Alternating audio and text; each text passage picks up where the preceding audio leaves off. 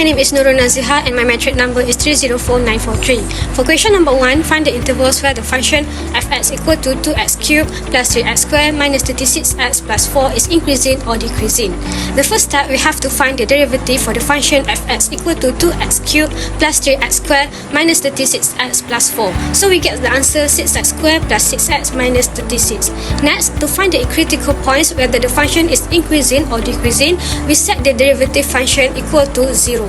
So we get the answer 6x squared plus 6x minus 36 equal to 0. Then we simplify this by dividing everything by 6. So we get the answer x squared plus x minus 6 equal to 0. Next we factorize it, so we get x plus 3 and x minus 2 equal to 0. So the critical points are x equal to negative 3 and x equal to 2. And these points divide the number line into 3 sections, which are negative infinity, negative 3, negative 3, 2 and 2 infinity. Now we determine whether the function is increasing or decreasing on each interval. To do this, we'll pick a task point from each interval, substitute it into and check the sign of the result. As we know, if we get the answer positive, it means it is increasing, and if the answer is negative, it means it's decreasing. So for the interval negative infinity, negative 3, we choose number 4 as the test point. So we get the answer is positive 6. Next, for the intervals negative 3, 2, we choose number 1 as the test point, so we get the answer negative 4. And last but not least, for the interval 2, infinity, we choose number 3 as the test point, so we get the answer positive 6. So we can conclude that the function is increasing on the interval negative infinity, negative 3 and negative 3, 2, and decreasing on the interval 2, infinity. Assalamualaikum and hi, my name is Putri Haslinda binti Nur Hisham and metric number is 299,272. Next, I will be presenting the solution for question B. The question given is the demand equation for monopoly's product is price equal to 100 minus 0.98 times quantity, where price is the price per unit in Ringgit Malaysia of producing quantity units. If total cost of producing quantity units is given by cost of quantity equals 0.02 times quantity square plus 2 times quantity plus 8,000. Part 1. Find the marginal profit function. 6 marks. To find the marginal profit function, we need the profit function. Profit is defined as revenue minus cost. First, we calculate the revenue function. Revenue is the price per unit multiplied by the number of units sold. The price per unit is given by the demand equation, which is 200 minus 0.98 times quantity. Therefore, the revenue is 200 times quantity minus 0.98 times quantity squared.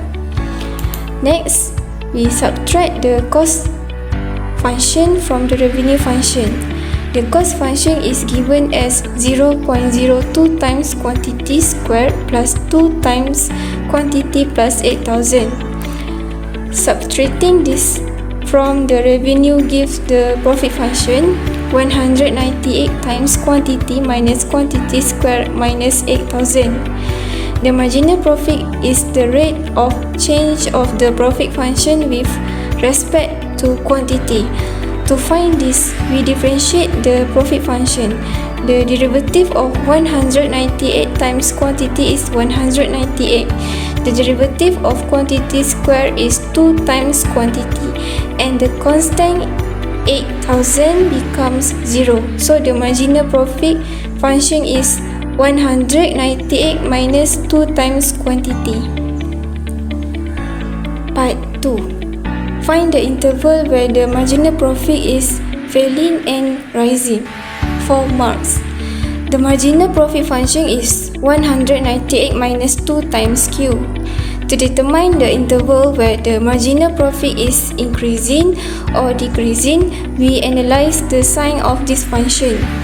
When 198 minus 2 times Q is greater than 0, marginal profit is positive, meaning the profit is increasing. Solving this inequality gives Q less than 99. When 198 minus 2 times q is less than 0, marginal profit is negative, meaning the profit is decreasing.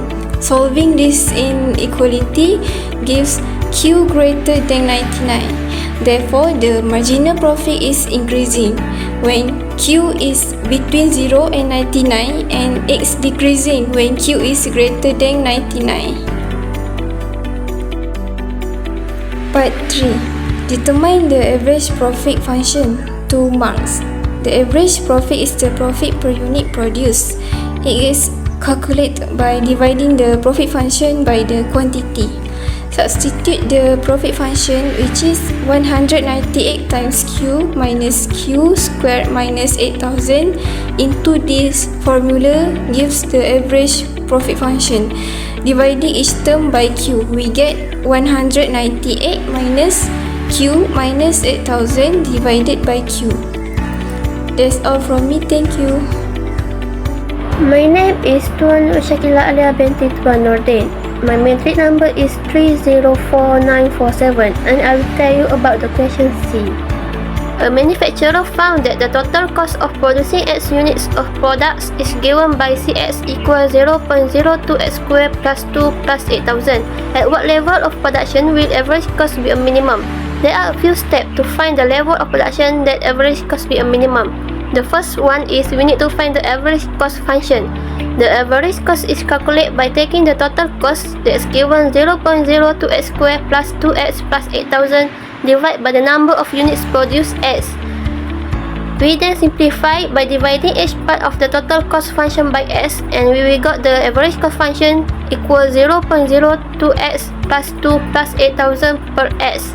Next, to find the minimum average cost, we need to determine the rate of which the average cost function changes. This is achieved by calculating the derivative of the average cost function. The derivative represents the slope of the average cost function at any given point. So we got the SC prime x equals 0.02 minus 8000 per x squared. And then to find the production level where the average cost is at its minimum, we set the derivative of the average cost function equal to 0. This is because the slope of the average cost function is 0 at its minimum point. So, we put the AC prime x 0.02 equal 8000 per x square equal 0. The equation obtained by setting the derivative to 0 is then solved to find the value of x, which represent the production level. So we will got the x equal 632.456. Since we cannot produce a fraction of a unit, the calculated production level is round to the nearest whole number. Therefore, by following this step, we can determine the production level that result in the minimum average cost is 632 units. Name is Heng Wei Wei, metric number 304954. I will be explaining the question D. What is the price elasticity of demand ED when quantity is 10 if a firm's demand function is Q equals to 60 minus 2P power of 0.5, where P power of 0.5 must be equal or greater than 0 and Q must be less than or equal to 60. The formula for finding ED is ED equals to dQ over dP times P over Q. First, we need to find dQ over dP. dQ over dP means the first derivative of the function. So let's write out the function first. Q equals to 60 minus 2p power of 0.5. When we do the differentiation, we will use the formula at the left side and we will get dq over dp equals to minus p power of minus 0.5, which is also equals to minus 1 over p power of 0.5. Now we can find the value of p. From the question, we know that q equals to 10 and we can substitute 10 into the function. We get 10 equals to 60 minus 2p power of 0.5. After that, we get 2p power of 0.5 equals to 50. Next, 50 divide 2 and we get 25. We square both sides and finally we get p equals to 625. Now we find the value of the derivative. So we can substitute p equals to 625 to dq the first derivative we did just now. We can get dq over dp equals to minus 1 over 625 power of 0.5, and then we get the final answer equals to minus 1 over 25. Finally, we can find the ED equals to dq over dp times p over q. So we just substitute all the values we get just now. So ED equals to minus 1 over 25 times 625 over 10, and the final answer is minus 2.5. So the conclusion, the AD of the demand function is 2.5 when the quantity is 10. Thank you.